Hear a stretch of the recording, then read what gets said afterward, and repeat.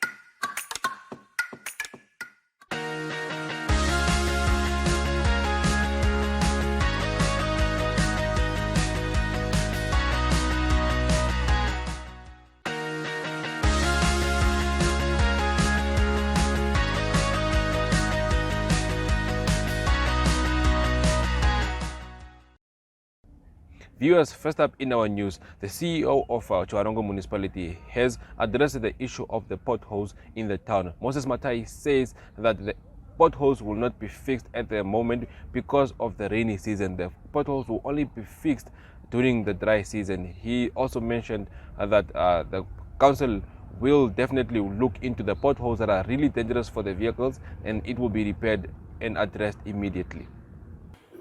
Definitely, the complaints of the residents and the clients on the road are justified and definitely are valid for simple reasons.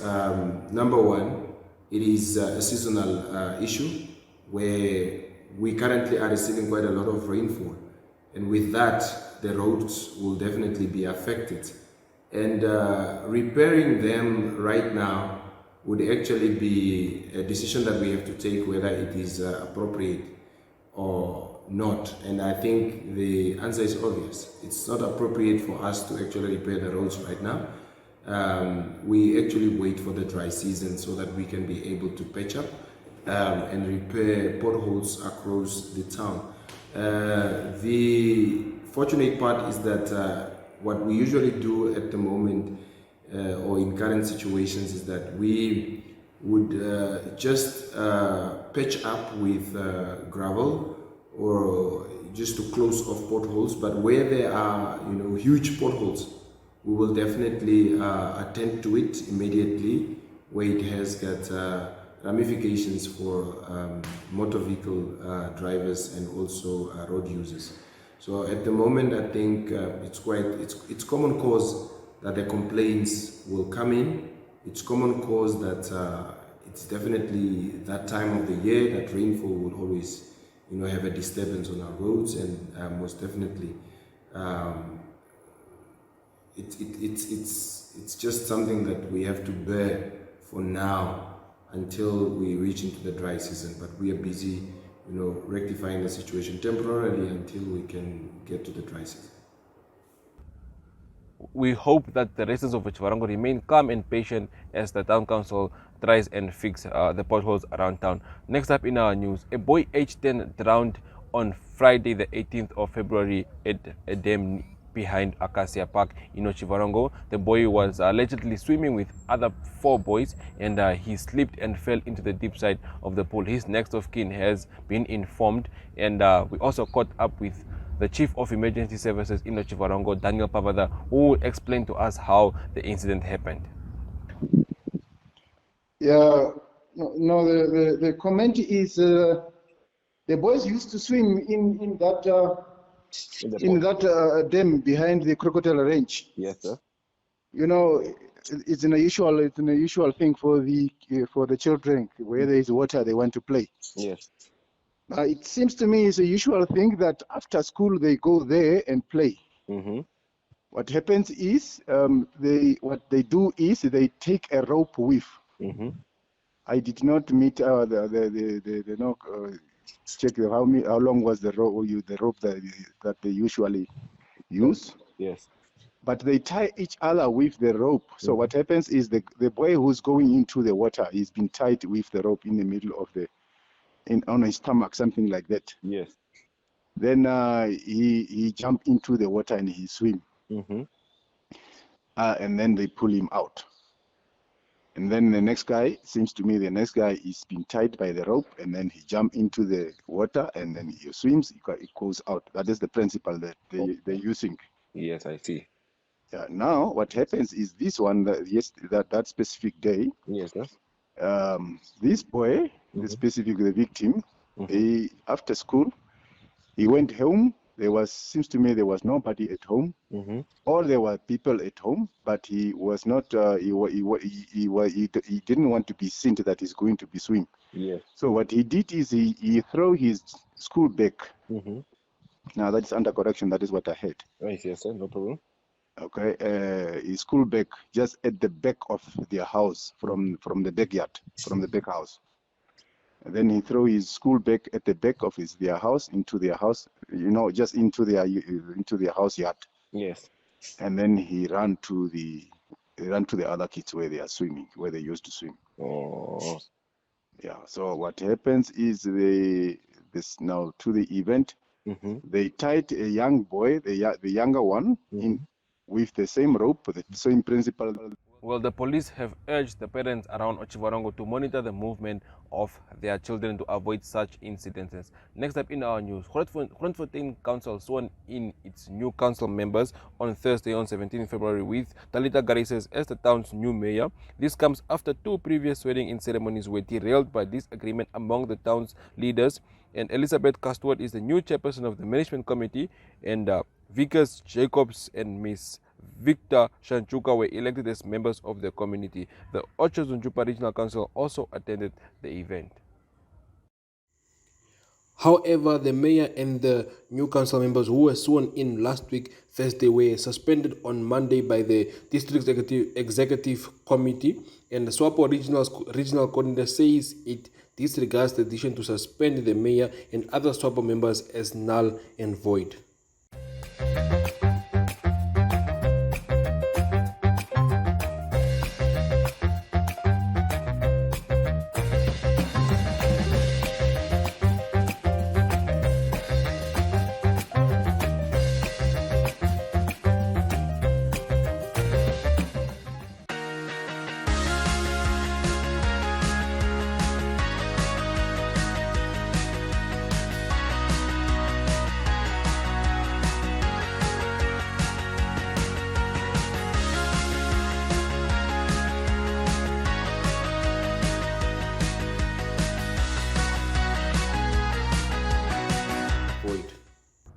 Well, viewers, we have come to the end of our news segment. Now we head over to our interview segment with Dr. Fierika Bota, who is an IPC counselor and a dentist by profession. Good day, I'm Fierika Elizabeth Bota, also known to the residents of Otjiwarongo as Dr. Jordan, which is my maiden surname. I am a practicing dental professional, dentist here in Otjiwarongo, and I'm also a counsellor for the local authority of Otjiwarongo, representing the Independent Patriots for Change Party. I replaced the late Leanne Liebenberg after she passed away last year in July due to COVID. It was a big loss for myself, as she was a very dear and close friend of mine, and also the reason why I got involved in politics in 2020. So Leanne contacted me a couple of days before the registration process opened and just told me, well, Fierika, you're going to get into your car and you are going to get registered. And I asked why. And her response to me was, if you are not going to register to vote, then you will never come and sit and have a coffee with me and complain about anything. So that's how I just got into the political field in general, by registering as a voter in 2020. And once we did that, Leanne and I were very passionate about bringing change in Otjiwarongo. We only later joined the IPC because we felt that was the party that was definitely showing the most potential in bringing the much needed change, not only in the country but definitely in the local authorities at that stage. And that's how we got involved. Both of us got involved as just helping out in the party on branch level in town. And later we were nominated as candidates for the IPC candidates list for the local authority election. And that's basically how we got started and how I got involved. Our passion for both myself and Leanne was the fact that we were both businesswomen, and we had many business associates and good friends in the town of Otjiwarongo and the area around Otjiwarongo. And we understood their concerns, we understood the complaints, and we wanted to be part of a party and a movement that was going to bring change to all the complaints and at least try to address it. Addressing the corruption in the system, addressing the lack of service delivery, and addressing the general communication between office holders and office bearers with the public.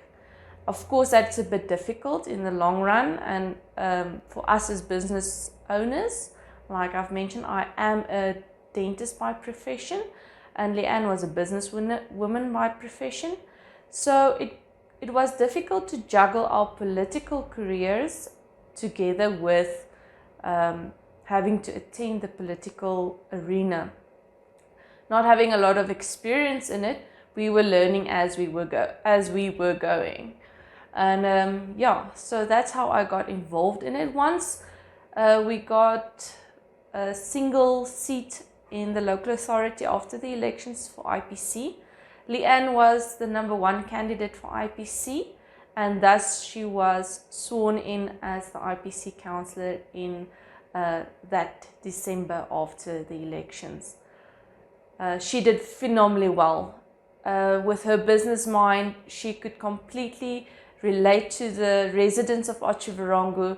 She was a forward thinker and always able to plan ahead for what was happening next and improve things in general. She was committed towards the residents, and I attended each and every council meeting that I was able to, which was the regular ordinary council meetings. I attended with her, helping her to prepare for them. So once she passed away, the party was very distraught because she was a really strong influencer, not only in the town of Otjiwarongo and the people that she met, but also in the party. And they took quite a while to determine who would be the representative for IPC to replace her. Once they have done that, I was informed that the party had nominated myself and the region had endorsed the nomination to have myself replace her. It was a bittersweet moment the day I got inaugurated as the council member of the local authority of Otjiwarongo, because like I said, I knew I was replacing somebody that is actually irreplaceable.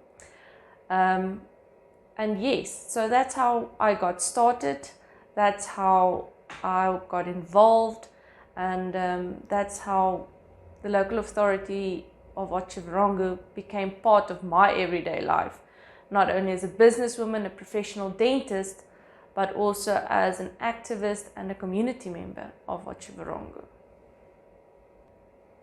Being a dentist by profession and also having the mandate and the responsibility to be a local authority councillor, how do I balance those? I quite honestly don't know how I manage it. I think I go to bed at 12 in the evening and I get up at 6. And I really work in between every moment I have to figure out how I can assist and serve everybody and the members of Otjiwarongo, the residents of Otjiwarongo in my portfolio as councillor. It is difficult at times. I think through commitment and just having the passion for it, you somehow find a way of balancing it. There's no official time designated for it, but just with pure passion for it, you will be able to balance it. So yes, though it's difficult, it's doable. Thank you very much for having me here on the Regional Review. Any questions, I'm always available, and I'm here to serve. Viewers, that was a very interesting interview with Dr. Ferika Botha, and I wish her all the best in her endeavors in her lifetime as a politician and as well as a dentist. Now we head over to our weather report for the day.